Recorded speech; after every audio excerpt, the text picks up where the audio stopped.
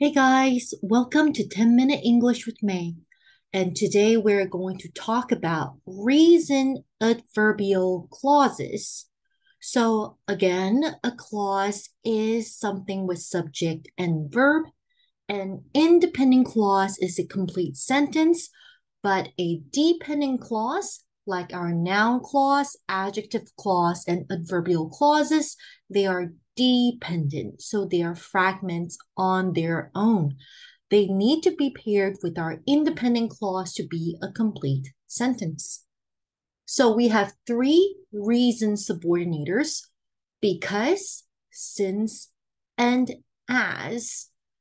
So remember that whenever you see a subordinator, it means that your clause becomes dependent, right? So in the first example, because they are more used to conserving energy, that is our dependent adverbial clause. In the second example, since, that is our dependent adverbial clause. So you might remember that when your dependent clause, adverbial clause comes first, comes before our independent clause, you need something called the introducer comma. So back when we were in elementary school, teachers often say that we cannot start our sentences with because. It's not because we can't, it's because teachers are afraid that we might create a fragment. Because a lot of students, maybe they just say, because I didn't study, period. Or some even say, because I didn't study, comma, so I failed the test, right? In both these cases, we're essentially creating fragments because we cannot use period or comma fanboys, which is functioning like period after because after our dependent clause, right? So if you ever want to start your sentence with because, you actually can. You just need to make sure that you have a comma after, followed by an independent clause. And keep in mind that a subordinator can have different meaning, right? So when we were talking about time subordinator, we can also use since to talk about starting from a point in time. But in this case, it can be used to talk about reasons. Same thing with as, it can be a time subordinator or a reason subordinator.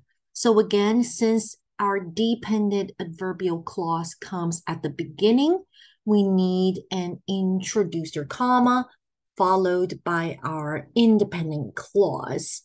Okay, and as a quick review, if we take a look at the independent clause, our subject would be Europeans, our verb would be drive, automobiles would be our direct object, right? And we have another dependent clause here, which is our essential adjective clause.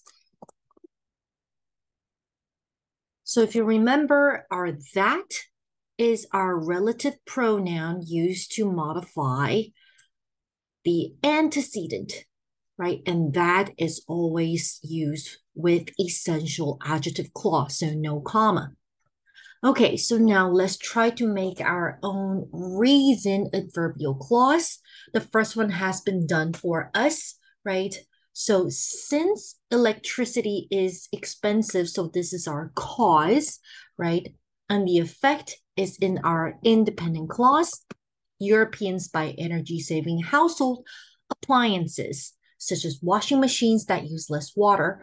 So keep in mind that your main idea needs to be your independent clause, whereas your minor idea would be your dependent clause, the one with the subordinator. So for number two, Europeans experienced hardship and deprivation, meaning lack of resources, during and after World War II. They are used to conserving. So now, which is cause and which is effect? The first one is cause, right? Because of this, the result, the effect is that they are used to conserving. So I'm going to use because.